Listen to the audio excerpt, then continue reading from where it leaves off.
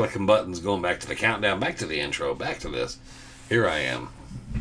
And it was a hell of a time getting here. All right, hopefully the chat's working and everything else. Sir Duck's in. So it's me and Sir Duck and Dave. So, yeah, I just got back from the mountains, so he got me fresh out of the mountains. The mountain stank is upon me. And that's it. It's me and you, Dave. I don't know. That's it? Okay, Robert showed up. But yeah, it was Discovery Camp, opening Friday for Discovery Camp. So we had, it was 122 third graders. So we ran through today. So finished up. One more time. Howdy, y'all. Howdy. And so then I just hopped in that truck and went down the hill and flew and tried and got here. I had enough time to give the dogs treats and put something in a glass, sit down, and start the podcast. So it was, hey, and so it was, if I'm not my normal jovial self or sharp as a tack, it's been, see, I got up this morning, I started out by going to the museum. I had stuff that I had to deliver to the museum, Superstition Mountain Museum, on behalf of Greg Davis. So I did that. And then after that, I had to run to Discovery Camp, and we had to get prep done. And then we did Discovery Camp, finished that, hit the truck, hit it all the way home, got in here and hit this. So it has been a Superstition Mountain day. So nonstop, just flying through things. Beautiful day out. The weather was nice. It was nice. So I can't complain about the weather. Super, super nice in the mountains today. But tired. That was was not only just a lot to do, because we had first class, the buses ran late, so we only had kids. We only ran 5 classes, about 25 to 27 kids a class. So we only had 5 classes today, so made that. But it was still a lot to do, run around, shuffle and all that. Good crew out there. We made it through. Greg left us only 10 minutes to run the kids through panning at one point. Excuse me. So we had to do the hustle to do all the panning. But we got everything done. I hear dogs, I hear people moving. But yeah, so that was opening of Discovery Camp. First week. Successful in the books. So now it continues. So I don't know how these Fridays will go, because that is problematic too. Is because I got to literally bang out of there. When we load the bunker, that Friday I will miss, because there's just no way. I won't be able to do anything from there. And I might try that. We might try something live from the base camp. But basically, yes, I won't probably be able to, on the 6th week, be able to do that. But that's the way it is. I'm not getting any more chats. It makes me feel like the Wi-Fi is down. Usually everybody's a bit chatty. So, but that's that. And I know Larry's working. And Kim was out there with me. I think Kim and I were both leaving about the same time. So, but like I said, we got all that done. It was a good day. So everybody's saying hello. Yeah, there's Dallas. Missed you out there, Dallas. You would have had fun. Would have been more fun with you. But yeah, so we had, I can't remember what schools. I had a sheet with it. But Treasure Hunter Awards comes up. It's always on the Ides of March. So it'll be, what was that, March 15th? Will be March 15th. So that's coming up. Did you ever meet or know of Chuck Backus? Well, that's Backus with a K. I know him. Yes, I used to know Chuck and Judy. Actually, we gave them an award. We gave him and Judy an award, the Special Recognition Award. It wasn't last year, it was the year before. Yeah, we had them come out to the Treasure Hunt of the Year Awards. But yeah, I've known Chuck and Judy for a long time. So, and then now Mike and Amy run the ranch. Kids would love to be on a live YouTube show. Kids, Yeah, well, kids just do their own thing on their phone. That bobcat that shut down Peralta didn't make any appearances. No, he's dead. He is no more. He is a former bobcat. From what I heard, and we were down there today because we had concerns because we're bringing in 120 some odd school kids about the trailhead, because it was like the parking lot of the trailhead and going in. I guess it had approached a number of people, bit 3 people is what I heard. And last night they dispatched him. So they found a dead fox, and they're having, I think that fox, they couldn't find anything else wrong with it, so they're having the bobcat and that fox both checked for rabies. So there you go. Good afternoon. Hey, there's Larry. He made it in. And it looks like Walt and then Dallas work and getting ready to go to work again. Well, why would you work and then go back to work immediately? No, that doesn't sound like fun. Well, Dallas, just to make you feel, Fridays I usually don't really have much of anything at all. So it's usually and today I got enough work for 2 days. And so I'll be out working tomorrow, probably. So yes, I'm just not going to be able to get away from it.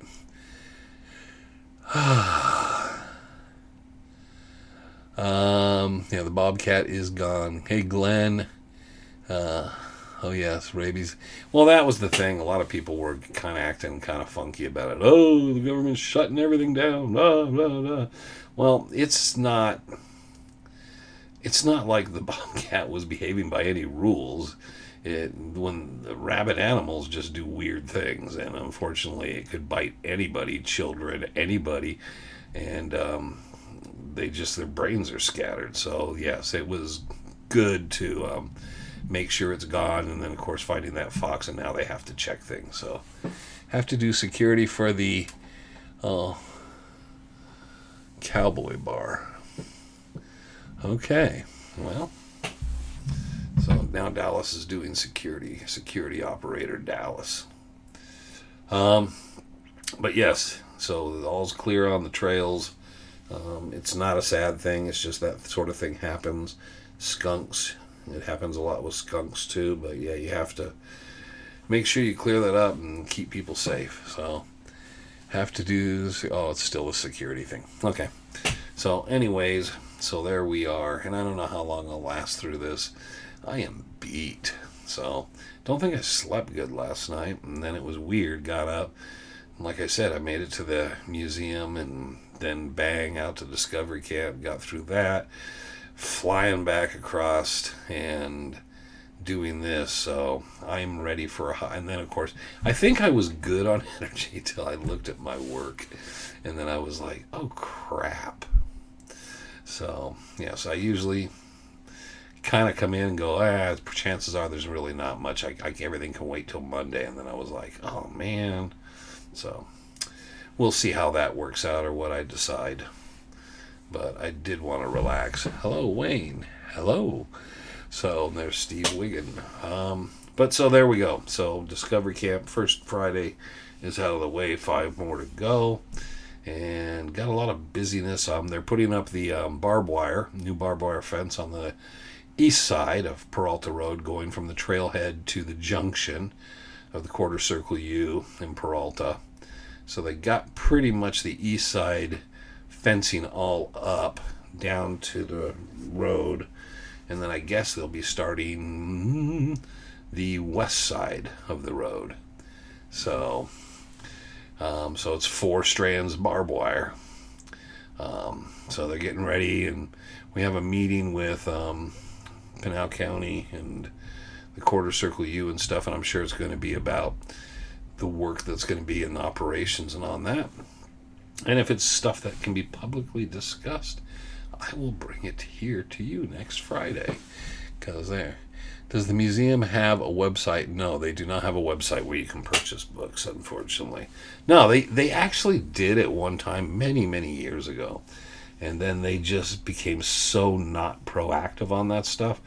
It's that argument. We don't sell many Dutch hunting books. Well, you don't offer many. They only have a very small selection.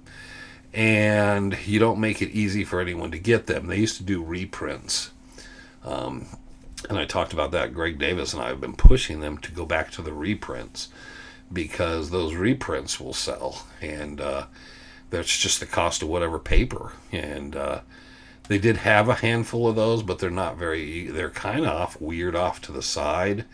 When you look kind of towards the Dutch hunting books, you have to look over at these other books about cinema and stuff and find that. And so Greg's supposed to have a talk with him about that. Is like, yeah, you know, I don't know. They play that weird coin of like, well, Dutch hunters really don't buy books. Well, if you don't have books for them to buy, yes, and they're not going to come in and look for books. So unfortunately, that's the way it goes. Howdy. If you get too tired, quit broadcast. Well, yeah, I'll just, because I still got to do grocery pickup tonight. Yeah. I'm not hungry, though. Howdy, y'all. Howdy. So, yeah, it's going to be, and next week will be busier than this week. So that's why I'm trying to hang in here. And then definitely try to get in next Friday, because I'm going to try to at least get those 2 weeks in and then see how things go. Got a lot going on, so it's just a lot to do with the Don's Club. This is probably the most active time of the year, right after the holidays and Christmas and January 1st, and then from there till about March, the Don's is just like banger after banger, tons going on. So we have a Papago Park picnic, and I'll have to see next week how we'll be doing that and handling that. You have 15-minute credit from last Friday. I didn't know I got credits. I just don't know when to shut up. But I don't think it was warm. It was just nice out. So I really enjoyed it. We don't appreciate your time, man. Thank you. We don't appreciate your time, man. Thank you. I think you said, I hope. Do not don't. Glenn, quit. This is one of those things where you just say, fuck it, and then you just give up, because I know what you mean is just going to keep, yeah. But anyways, so it's been pretty much, you're the boss applesauce. Okay. My speak and spell is broken. I quit using that because I used it a little, and then it seemed like everybody I tried to talk to was confused. And then I saw what my mother-in-law's was coming out as, and it was just ridiculous, and then I just stopped. Because it was dopey, and I don't know what it wasn't getting, because I enunciate pretty clearly. Anyhow, speaking of all that and enunciating, I have a lecture coming up, the lecture series for the Superstition Mountain Museum in March. It didn't look like they had a very big gathering on the first one. They did it in the Apacheland barn. Larry Hedrick spoke. I could have swore it was like he was doing one subject, then they changed it to another. I don't even know. It seemed like they kept changing it. And that's usually Teton Ken's slot. He does like the Lost Dutchman story. And then Teton Ken is now gone. So once Ken was gone, Larry just decided he would go. Do you mind if I go? You can stay, you can go. Why are you leaving? Where are you going? Do you mind if I go? Well, I don't know. This isn't like, there isn't like, I keep tabs and there's a, oh, you know what? Robert Porch left early the other day. And, or do you mind if I go to the Papago Park thing? Or, I don't know what you're speaking of. So, but I am the boss applesauce, like Steve said. I don't even know where I was. See, this will be the problem today. Anyhow, I meant to grab a couple books, and I was going to last night. I reorganized the bookshelves to make things easier to get to, and then I was going to okay, there was a couple books I talked about, so I'm going to pull those out, set them down here. And then I have a speaking engagement, and then I'm doing a slideshow, and I was putting that together to your show. Yeah, everybody, it's a free open event. Go to the museum's website. It's in March, I know that. I can't remember when in March. But yeah, it has a picture of me. It's a picture of me and it says, "Oh, I'll be closing out the lecture series." So that will probably be the best one and the only Dutch Hunter one there. Larry's doing another one about something. I don't know. Like I said, that was where I was starting. I don't know. I could have swore he was doing one, and then maybe it's because they switched him around because he switched it because he ended up doing two, filling in Teton Ken's spot. And then I saw some pictures of that, and I don't even know if there was 60, 70 people there. I mean, last time I've spoke at the museum 2-3 times. It's always been 1,000 to 1,200. It's been a lot of people. It's packed, and it's been outside though. But yeah, there was empty seats everywhere and stuff. So inside the barn, and I don't think the barn would hold more than 150 people. So I don't know. Yes, it was a joke. It was free to the public. Except for you, Robert. When I see you, you got to give me $10. It would be $10 for Robert. I'll have to make a note of that to make sure I call out on that. Robert Porch, are you here? You'll be $10. I think I've seen you on one of the paranormal investigation videos about Superstition Mountains and was very intrigued about the topics you were talking about during the investigation. That must have been... God, I can't remember their names. They were really nice people. Super, super, super, super nice. And we talked about it. I don't remember what we talked about. It was just, I was probably, for the first time, I did something that no one's going to do. I took them, made them, they had an RV. They travel the country in an RV. I made them park, and we hiked into the mountains. So we went about an hour in. And the purpose is because you're going to have limited microwaves, radio waves. There's no cell phone stuff. It was purely to make sure that it was the most honest thing. And I learned a lot from it about how their equipment works even more so than I did before, which is not, it's not going to, I still don't believe in ghosts. But I went out there and I told them, I said, you know what, you nice guys and I'll play along. So I made sure that I kept my skepticism in my pocket, and I wasn't like going rah, rah, rah. And we had a good time, but I really wanted to make sure they had a nice show and it went well. And God, can't remember the name of them. And I'm sad that I did that because they were such nice people. It was a guy and the girl. That's always a guy and a girl. And can't remember their names either anymore. But we had a great time, and they were at Goldfield Ghost Town. They did a part 1 at Goldfield Ghost Town, and then I took them in the mountains for about 4 hours. So that was very, very, very... Then I found your channel. See there? I want to watch your show in my free time. Does the Superstition Mountain Historical Society still print the pamphlets like Herwin Roos stuff? No, Greg and I are trying to put that back into circulation. I've talked about it.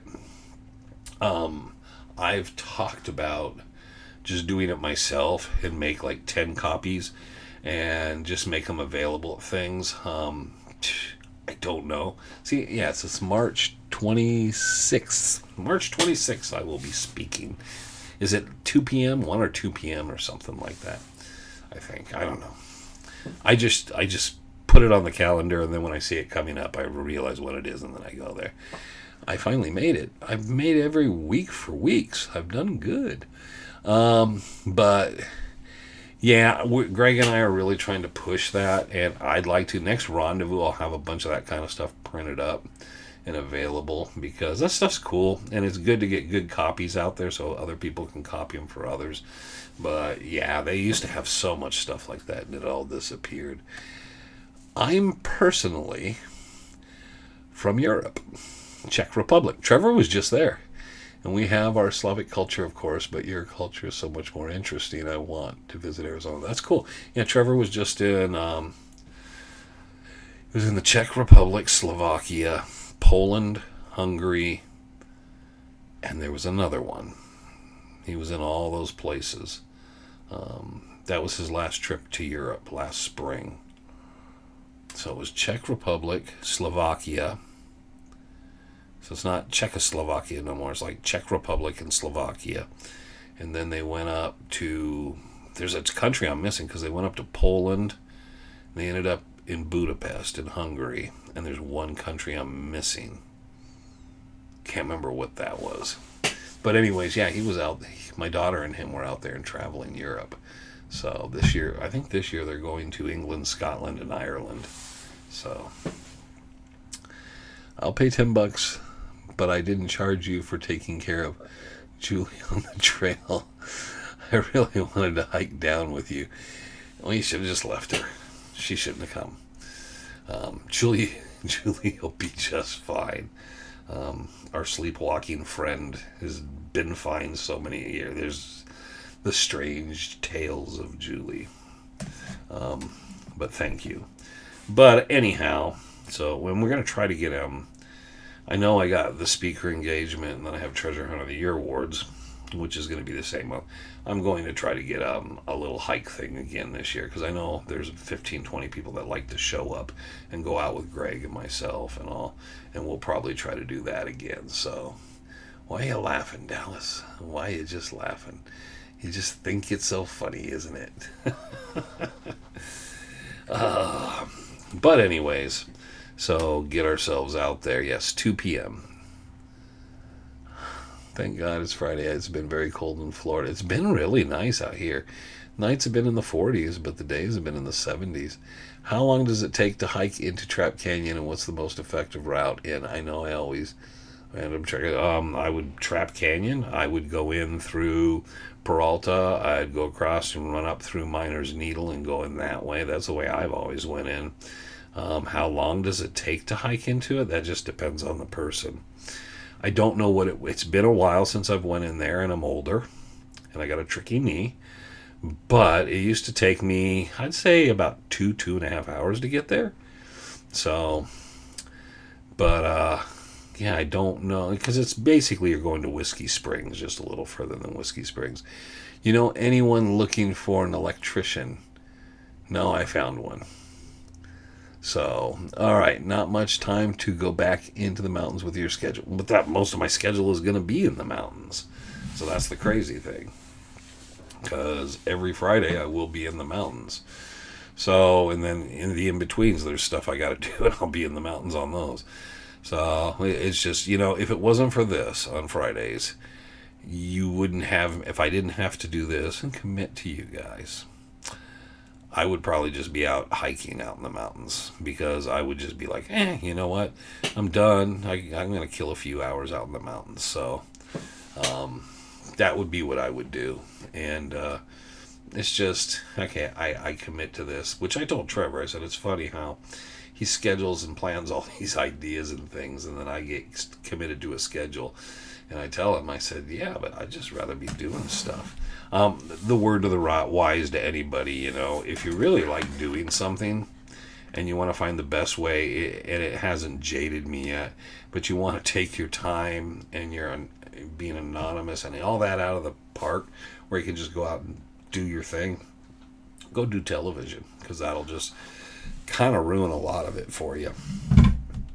It just changes the perception. So there will be a day there won't be this, and that day, I don't know. By that point, I probably won't have the legs, and I'll just sit on a bench. So, but yes, I'll be out in a number of trips, so they'll be on time. This is the time of year that it's just constant for me. Is there an unknown trail from Barkley Basin to Whitlow Canyon? Yeah, you could get there. I don't know if it's a known trail, posted trail. Carlson's book will show you routes. You can go different ways. There's a lot of old packed trails and different ways to get places. But you can go that way, because I'm trying to think, because you can go to Reed's Water. That's the way I used to go. It's quicker to go in the Hewitt Road to do Reed's Water, but we used to go from the Quarter U area, so it's definitely there. I'd look in Carlson's book, because it's got to be something in there, but there are old trails out there. I found the guy from YouTube. It was Elton and Ginger. Yes, Ginger had new cowboy boots that she bought in Tejas, and Elton. See, how would I forget those names? And it's the Overnight Channel, yes. They were really, really super nice people. I really enjoyed doing that with them. So, and we had YouTube chatter and other things in chatter. But really, really good guys. A lot of fun to be around. Sometimes I think it would be nice to see. I would like to do that with a total serious group just to see how they are, but then they would probably hate me because I wouldn't buy into their thing. But no, they were very, very nice, and there was respect both ways, and I wish them well. But no, that was a good trip. That was a good group, the whole thing. Two Peaks looks beautiful right now. Got green. Oh yeah, it's very, very green in the mountains. The whole mountains are green. Today I was looking at everything and just realizing there's a lot of animal movement too. There's a lot of javelina down near the Don's camp, on the north side of the camp, going through those ridges. Have you ever been to Tom K's Hidden Cave in Haunted Canyon? Are you talking about the Cave of the Thousand Eyes? No. Tom kept that very personal and to himself and covered it. I know of one person that probably knows its location. I think there was two, but he might have died. But there's one person I know knows where it's at still. As long as it's passed along and the location's kept safe. But it was completely explored and mapped out by some spelunkers. And there's a lot of story about it and stuff. My only concern was, do we still know where it's at and everything like that? And once I was assured that it was really still, everything was fine and someone had been passed along that knowledge. I don't always have to know where something is. I don't know if I'd want to crawl through that thing, but it would be interesting, a one-time trip. That would be a rough one, going into Haunted Canyon and finding. I have a good idea about where it is because Tom talked about it, and he talked about some of his trips, and I think Jesse Feldman kind of figured it out too. We figured the general area, but Tom covered it up pretty good. So, you and X-Men were the only reason I watched History Channel. Well, there's not much reason to watch it now, unfortunately. Yeah, the world's moving in a canned AI kind of place, and right now it's hire a celebrity, Lawrence Fishburne,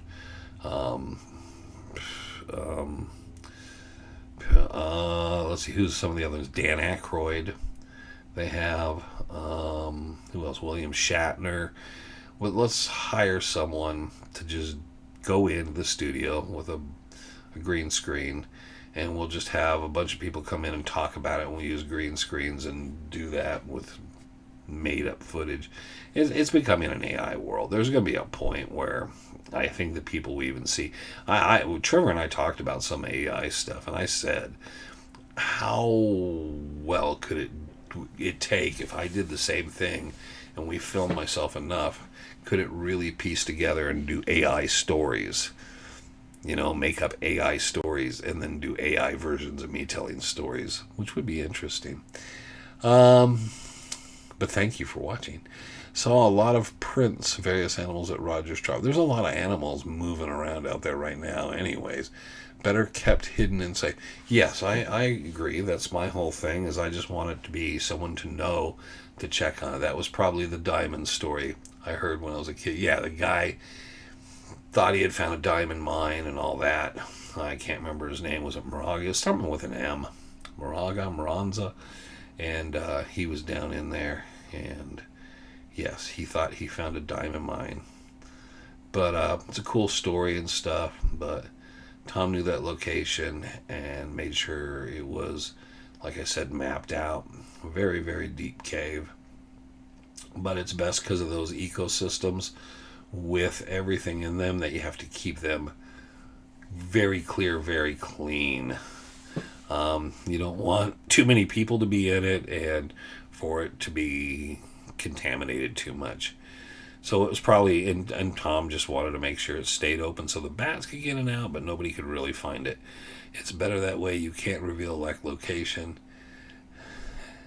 to it like your video did with spirals. Everybody knew where the spiral staircase is, though. That's constant. Everybody knows where that's at. We never said it was hidden. But the spiral, yeah, that was a very well-known spot that everybody's been to and their brother. So that's different. If If I went to the Cave of the Bronze Cross or something like that, no, you wouldn't have a clue where I was. Larry, let me know. I will roll. Oh, okay. So, okay, so they're going to go to the spiral, and it's got to be getting ready to just... I worry that not only as it fills in, and it definitely needs all cleaned out and cleared out from the bottom, but it's not much cardio. It's just up that one little hill. But I worry that one day everybody's going to be standing there and the whole thing's just going to collapse to the ground. But yeah, I wonder how bad a shape it's getting in. It was so weird though, for so long, so many years, there was no grasses, nothing up there. And then that one year we had the rain and stuff and it collapsed a bunch. And ever since then, there's all been that tall grass up there. It was like that one year someone seeded the place. Because before that, there was never really, it was like just flat open desert and stuff. Wasn't any of that grasses. Was Dick Holmes' mine opal or onyx located? No, that was up by their old cabin, like at Holmes Springs. Not the Holmes Springs and the Superstitions, but up in the Bloody Basin more area. Go up by Seven Springs and that area. What is this? Yeah, the Seven Springs Junction and up through there. It's up there. So it's not located in the Superstitions, no. That was one of the problems with is the reports of Dick Holmes being at his mine. And it was his mine, and he was operating it, and there was a lot of feeling that he was probably at the mine, and when Waltz died, he wasn't even in town, which is probably true.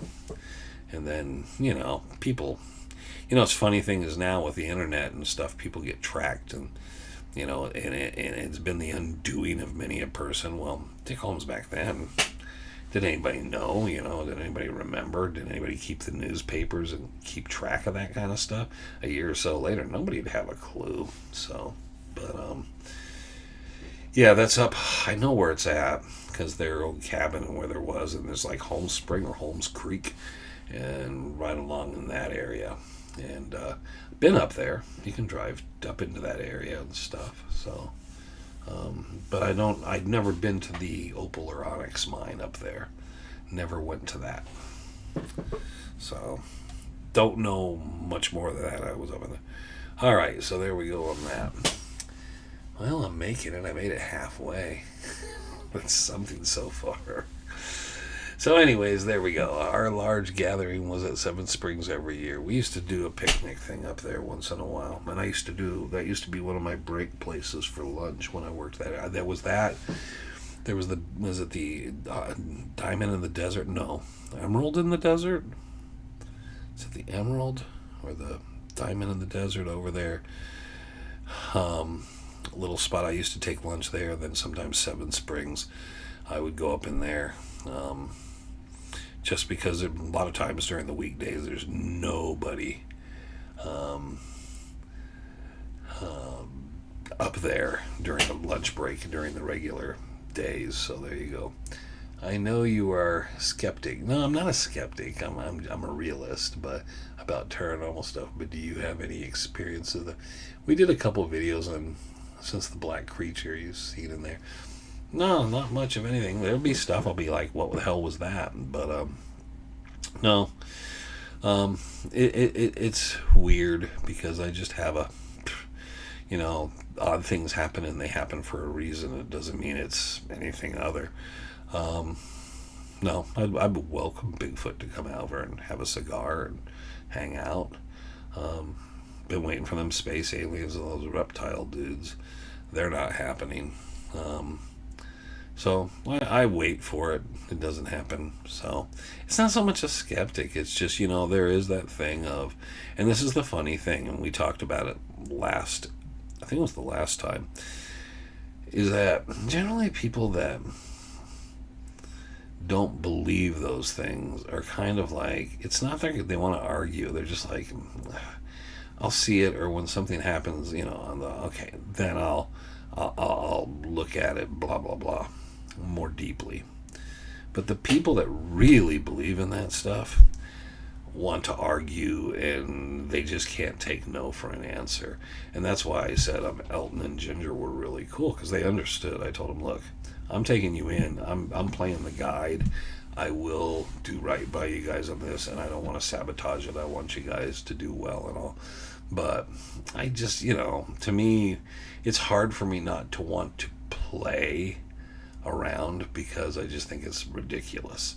It's like, oh, okay. And, when you're there in real time, it's very different than what they edit, the way it edits. So, yeah. But it's all good for everybody. It's entertainment. If you're entertained by it and you enjoy it and you get in, I still watch all that stuff. I watch it. I laugh at it and stuff, but it's still fun. My dad playing the violin, my uncle's playing guitar in my dreams. I can still hear them in beautiful times. There you go. So, there you go. Have you covered the last Dragoon Pistols? No, Larry kind of... Well, Frank and I went and talked about going out just to find them, if they actually ever were real, because Frank's sitting in his bathtub with a lizard man right now, possibly. Because I asked Frank one day, and I said, have you been out there ever with Larry? And he said, no, but Tom been out there with Larry. And I said, well, how much is that? Larry almost swears by this. It's like one of his 3 stories he has. And he's got that, the Jess and Hart Mullen, the Mullen brothers mine that he calls the Peralta mine. He has the Lost Dragoon Pistols or whatever thing. And then he has the whiskey case that Tom told him where it was, and he found it. So it's kind of... So I asked Frank, I said, we're down in Hewitt and stuff. It shouldn't be that much difficult. We should be able to at least cover some ground and help Larry out and just look at things. And then tell him, hey, we went through here and we didn't see anything and anything like that. And then Frank really doubted the whole story and a lot of it. And so we never really did much. We were always in the area. And I was like, do you want to go up there and look and see if any of these Colt Dragoons are up here? And Frank would be like, nah, let's look for gold. Okay, so no. Didn't put much time in it. We were always in the area. I kept my eyes open. But, yeah.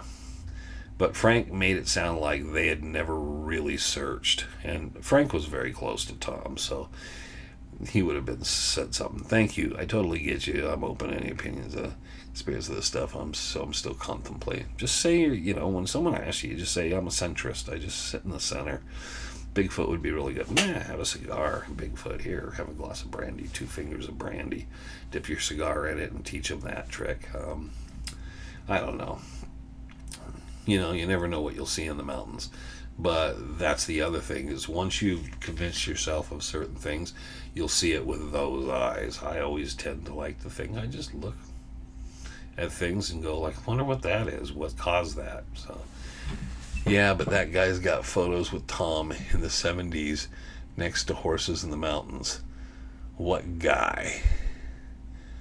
What guy are you talking about, Larry? Not a lot, but he went on. According to Larry and I were talking. I was trying to tell him to tell a bunch of stories, and Larry said I only went in a handful of times with Tom. He did a few times with nothing like Arky and Keith and Dan Hopper and guys Ron Feldman, Bob Corbin. There's a lot of guys. Even Jim Swanson, probably more. So it's just they didn't. Yeah, that was so in the 70s, and would have been.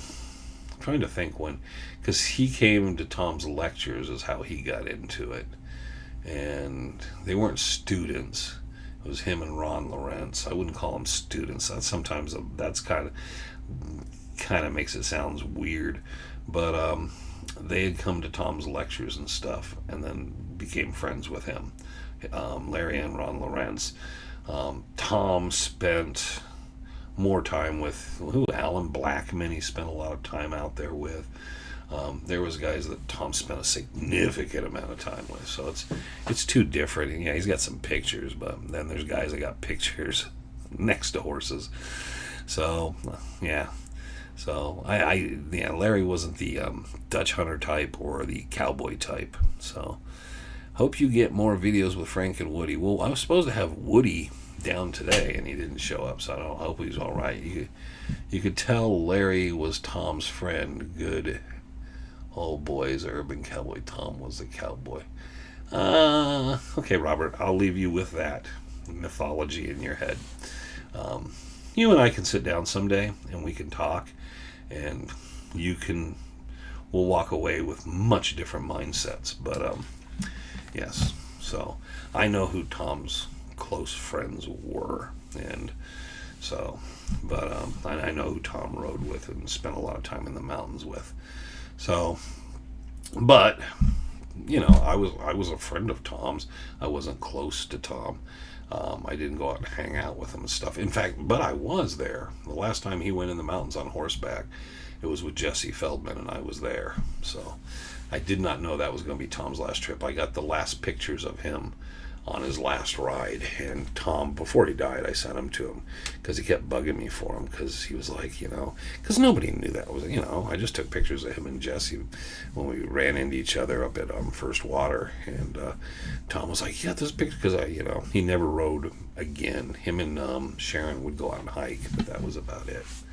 But yeah, Robert, we'll take a moment and sit down, and I will illuminate your world on some things that we don't talk about in public. Someday, maybe someday we get, I don't know. I tend to want to stay out of that because in a way it's sad, but it is what it is.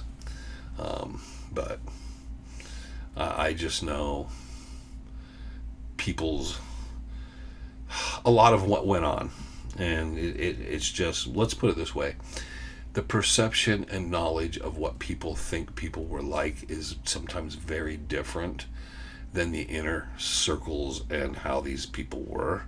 And there's a point of that where I just stay out of it. And, so you get it. But yeah, it's just, it's I have a tremendous amount of respect for Tom Collenborn. So, and I have a lot of respect for Clay Wurst. And I have actually quite a bit of respect for my good friend Bob Shoes and Ron Feldman and Brian Lickman. And there's a bunch of people I have a deep amount of respect for. And the time they put in the mountains and the knowledge they had from the mountains and who they were. And that's the people I talk about. And when I'm kind of like, I don't know about, that guy. It's because it's very different. And it's like you say, we can all say, there's a Dutch hunter, and there's a Dutch hunter, and then there's the Dutch hunters. It's not like there's grades or levels. It's just, there's differences. So, anyhow, then we got deep down that tunnel. But Robert, you kept me going and kept me awake. If there is any validity in stories of faceless committee, no, I don't know anything about faceless beings, Canadian atrocities. No. I don't know anything about stories. I would have to have more than that face. Are you talking like Salvador stuff? Of course, I don't know Tom K. From what I could tell, seems he could size up. Tom did not like bullshitters. He did not like fake people. But he was generally pretty nice to everybody. A lot of people thought he wasn't, always, but he was always very kind and considerate. And I have a lot of stories that I won't share because you'd have to know the other side of it to know how nice he was. He was always very super nice to me. He was extremely very nice to Trevor. And that kind of won me over big time with him. Because Tom and I, we got along fine. But then he took a lot of time with Trevor and sat around with Trevor a lot. And that won me over because it was my kid, and Tom really was interested in the path Trevor was taking academically and stuff, and they talked a lot, and he was very supportive of Trevor, so that was kind of a big deal to me. And Tom and I had a lot of common thread stuff in our lives. Great visiting the past with an open mind, closed mouth. Great feelings. Hey, I miss my friends. That's the one thing. I miss my friends. There's a bunch of friends now I miss. Most things guitar. But, yeah, I miss my friends. it does make me always a little sad. I have, you say you have memories, and I have photographs and other stuff, and I have, because of the archives, I have tapes and I can hear them. I have voicemails still from Rick Gwynn and Tom Collenborn and Clay Worston, people that I just kept a voicemail so I could hear. Once in a while I will sit back and click one of those, because it's just makes me feel good. Just remember, because those, that's gone. It's not there anymore. But it's not about, oh, I knew them and they're in my phone. It was about, I miss old hippie Rick, man. Peace out, brother. And I'll miss other people eventually as well too. So, and it's usually most of those guys. It's not the conversations about the Dutchman. It's usually everything else under the sun, and they were just good people. So now you guys are bumming me out. Let's pick it up here. Come on. I know more dead people than alive. That's one of the that's one of those things when you get older. See, it's like someone once told me and was talking about how Ty Cobb was the meanest man in the world, and da da da da da, and nobody came to his funeral. And I'm like, wasn't he 92? When you're 92, there's less people to come. George Collenborn had German ancestry. Yes, the Collenborns were German. I don't know if he was a second generation. I don't know. Tom knew more about that as well as I do, but the Collenborns, yes, they was German ancestry. They really are with you even till today. It's just time passes by. Enjoy it while you got it. I told a bunch of people today at Discover Camp, enjoy your kids while you can. They're third graders, and I know they're running around and they're picking up dirt and they're chewing on rocks. Enjoy it, because too soon it's like, bang, wow, everything's changed. I don't understand what that means. I don't know. Anyways, so we'll pick it up again then. But yeah, so yeah, like I said, it was a busy day and it was kind of fun. I got to hear Greg tell the same Lost Dutchman story 6 times, and got to hear certain variations. Every year there's changes. He just adds and subtracts and stuff, and it's kind of funny. Somehow now it's the Peraltas, the Gonzaleses, the Ramirez, and someone else. He's added like names, Spanish-sounding names to his story. Lots of German prospectors out there. Well, there's a lot of Germans, but yes, Andy Sinbad was German. That wasn't his name. Wasn't Andy Sinbad. He changed his name. He was from Germany during World War II. I think he ended up in a prison camp or a concentration camp. He was Jewish and German. Then he came back out to California, and then ended up in Arizona. His partner was German. I'm just trying to remember his name now too, but he was German as well. A lot of these guys were. So. Yes. I raise a glass. There you go. See, someone should have done that. Lots of German prospectors, but there was quite a few. But Andy was, Carl Broderick. Carl was too. To the Bobs. They were both German and friends of Herman's. So, there's quite a few of those Germans speaking. I don't know if Tom's dad spoke German, though. Don't know about the household he grew up in. And I could have thought, well, would George Collenborn come from Tennessee or Kentucky or someplace like that? I'd have to go back and look. It's been a long time. Most miners of that time came from Europe. Yeah, well, most everybody at that time was coming from Europe within a couple generations or so. So, yeah, there was quite an influx of them. And you have to look at what was happening in Europe at different times and the economics of them leaving and things, So, because there was large numbers of Irish sometimes, and different groups depending on the socioeconomic paths and stuff. I don't know what we're at. Most people. But anyways, so there we go. Oh, so what all that light is. Oh, I didn't realize that light was turned down. It's usually facing straight up. Now I see that that kept bothering me. I kept turning and seeing this flash, but when I turn this way, it's gone. When I turn that way, I see it, and I want to turn back. So anyhow, so now we're coming down to hey, I made it. See? Thank you, Robert Porch. And Thank you, Glenn Webster, and thank you, everybody. And so many people that were here to keep me up and away. Ed Riley and Sir Duck and Larry and Dallas. And yeah, everybody was able to keep me rolling. Your time with Clay was pretty amazing. And I got pictures of Trevor when he was really little with Clay. That was a crazy. Thomas Glover, his estate, the state of Arizona had it, and everything got moved. And I was going through a bunch of stuff, and I forgot about it. But there's a picture of Trevor when he was very little with Clay, and I was like, and then the next picture was a picture of me and Trevor and Clay together, and I was like, oh, that's really cool picture, So those, I got one with John Wilburn with Trevor when he was real little. Yeah, and those are really nice stories. I like the pictures when it's just Trevor with somebody, because he saw them as all these guys. Like, they had cool stories. That's always cool. Nice work today. Well, I tried. It went by fast. It did, but then I'm kind of in a haze. Wait, here's the Bob Ward. Well, I did one to the Bobs. Great episode. Well, we hope so. Always appreciate your time. Thank you for your time. Have a great week. Man, you guys are just taking off. But yeah, we should get out of here a little early. Everybody's saying I have my credit. I didn't know I have credit. I just go till I literally realize, oh crap, I gotta go. But no, thank you, everybody.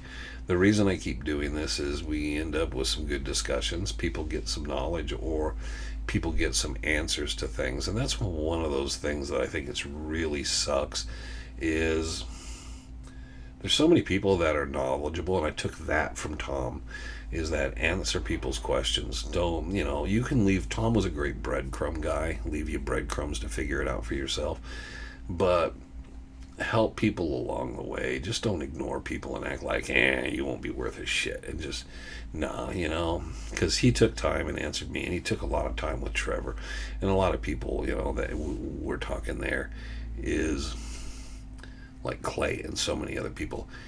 It was a big deal to me that they took time and listened to me. Bob Shoes, Bob Shoes took me aside a couple times and said, hey, bud, and, talked to me to get my head straightened back out and around, because I had a bit of a temper. Randy would tell you, man, sometimes I was fit to be tied with people. And Randy, having spent a certain period of mountains by myself, I was not the friendliest guy. Randy made me appear far friendlier than I was. And then I became much, and Randy used to be the one to stop me once in a while, grab me and go, dude, quit being an asshole. You don't have to confront and go after everybody. So it was, I was, I owed him a lot to turn things around for me and help me to associate with people again. I would compliment you, but it would probably come out as an insult. So, well, it would be a do, don't, not, But no, I'm kidding. Don't have to worry about that. No insult. You can't insult me. I got thick skin. Well, you could. I don't know how you do it, though. Trying to think of a good insult to me. I really need to get more into all these videos and topics and ask more next time. Always keep notes, and I'd love to hear you talking. You seem like such a chill guy. Well, I'll try to be. I mean, again, just going back to what I was just saying, you want, one thing from Tom is doing the Collinborn Chronicles and everything he did, and this is a different day and age. You want to be able to answer people's questions, and people realize, oh, there's open space and acceptable. I love, people will complain the Rendezvous, the old timers are dying off, and Frank will say, nobody comes out anymore. We had a huge crowd this year, great crowd of people, and a lot of them were first timers or just second, third timers, and it's a lot younger, and that's good, because that's what you want, because there has to be another generation and a next generation and next generation, or else what are we doing? We're not keeping the history alive. So you gotta share. Sinking ship in the desert. Sinking ship in the desert? I don't know. Is that supposed to be the insult? Or I don't know. Sinking ship in the desert. Have you ever held a Spanish real finger bar? No. Hi. I've held Spanish finger bars that people made that I know are not authentic, but I've never held like one of those Spanish finger bars they've actually made in the mountains or anything like that. Happy Friday, everybody. My dad and my uncle, both World War II, collected Old West magazines. Yeah, and I've got a whole collection of those. They came to me by way of the last 3 or 4 years, and I got to go through those. That's the next project. I got one project down. I'm getting the second project done. Then I got a third project to do. Then I got to get to those magazines because I want to go through them and file all of the Laws of Dutchman, Arizona stuff on those. Let's see. Rats jump off first. Rats jump off first. Joke. Okay. Do rats jump off first, though? We should try that. Go out and sink a ship and see if the rats leave first. To perfect weather conditions, that will get Frank to come to the rendezvous. It's not so much that, but yeah, we might get him to come around. I'm working on him. I'm trying to get him out. Next time he and I are out, I will film at least a segment of it so people can see he's alive and well. But we talk occasionally. It's just time catches up with people, and you have to let them be themselves. He's not chained to me or leashed to me. All I can do is encourage him and ask him, come on, let's go do something. We'll definitely continue to be around each rendezvous. There you go. Hope so, Duck. Yeah. Sir David Duck. I assure you, rats are the last to leave the ship. I would think they would drown. Well, what do? They have little life preservers? I don't know. How do they, I don't know. I would think they would be the thing trying to cracks and try to find their way out. Yeah. Anyhow, I don't know. We got to rats leaving ships. It's Arizona. We don't have much use of ships. There is that lost ship in the brilliant thing when they did Unexplained Unexplored. If you ever watch that program and it runs through again, their first episode was the lost ship in the Mojave Desert out in California. And they're driving down a road talking about the ship going to the site for the Mojave. And there's so many continuity errors. But the funniest one is they're in the truck talking about going to the site to the Mojave thing because they're leaving one site and going to the other. They just left some guy's house, I think, and they're going back out into that desert.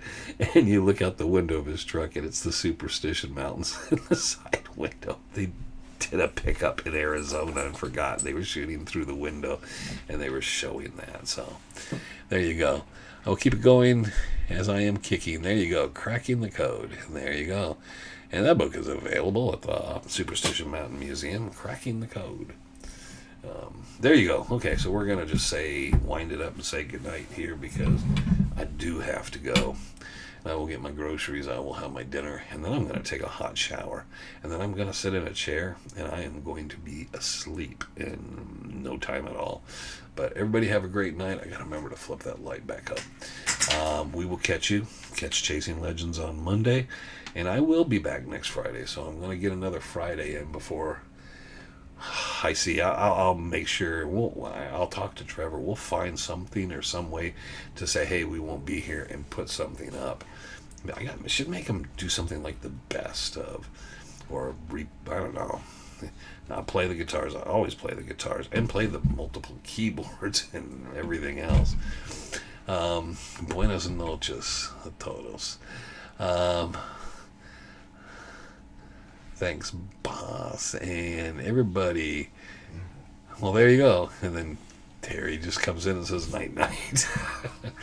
Quiet the entire time, and then just pops in. But yeah, that will be me after a hot shower after bed, and I will lay back, and I will be gone pretty quick.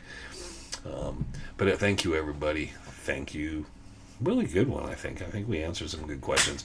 I'm going to try to grab those looking like Keith Emerson. Do I need to have a knife and be stabbing the keyboards? Ching, ching, ching. Only an E.L. Emerson, Lake and Palmer fan would get that one. Hey, Jax. I know Jax. I didn't even pet you when I came home. Let the night overtake the everywhere at home.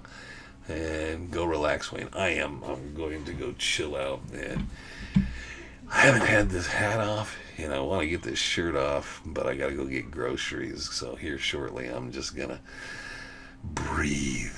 Have a good day. Okay, thank you, everybody. And I see the other thing is I got to go find the bright buttons so we don't go into like 12 different things. But thank you, everyone. Thank you for joining me. I really do appreciate it. And until we see each other again, adios.